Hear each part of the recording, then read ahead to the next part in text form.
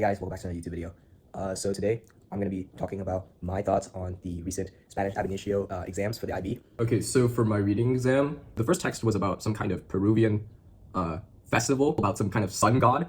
It was Inti Raymi? No, wait, hold on. Yeah, Inti Raymi. I think the first question was about, like, where did the festival originate? It said the Incan Empire. Like you had to like pick out 3 questions or like five statements that were true, or 3 statements that were true. And I said the festival was vibrant. And my second choice was like, it's supposed to like remember the Incan Empire. And I didn't remember the third one. There was also another question about the people that were participating in the festival represented, because they were talking about the actors, like 500 actors, like acting out the battle. I just said Los Incas and Los Españoles. And like the last question, it was like a fill in the blank question. The festival was celebrated in a lot of parts in South America, but in Peru, it's like, pero en Peru es something. I don't know. So I just said, es más importante.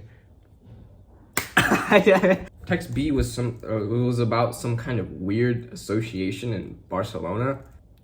To be honest, I don't even remember any of the questions there because it was so bad. Okay, there was this like weird question about where like you had to like fill in the blanks, this separate text that they wrote themselves. And a question I found like super hard because all the options that they gave me, all the word options that they gave me were like all feminine. So I couldn't like judge the pronouns that they used in like the text that I wrote. So it was like super hard for me to, I actually had to use some like context. When you actually had to read the text in the reading assessment.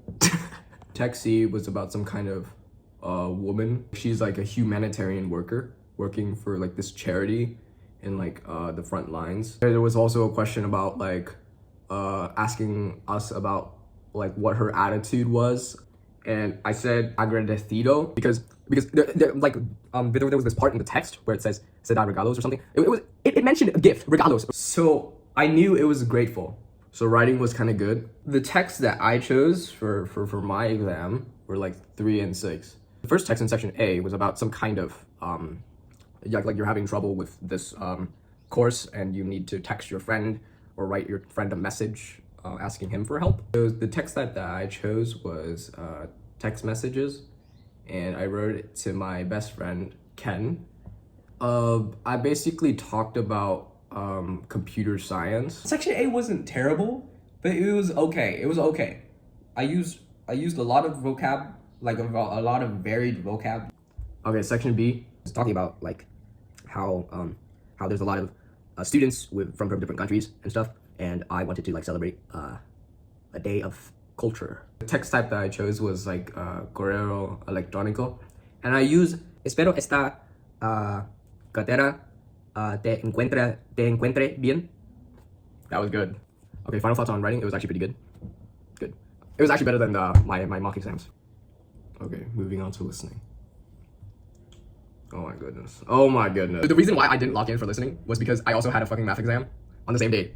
And like, bro, dude, I couldn't understand text C at all. I could not for the life of me. Okay, text A was about some kind of travel blog. All I remember for my answers in that text was like Barco. Okay, text B was like it was about some kind of like, it was like two people talking about some kind of like why they travel. I don't know. The only answer that I remember that I put down was like their parents travel to their grandparents. For text D, I didn't understand shit, but just for your knowledge, it was very bad. All right, final thoughts on listening. It was super bad. I think I'm gonna get a 2. I hope everybody else around the world found it bad so that the grade boundaries would drop.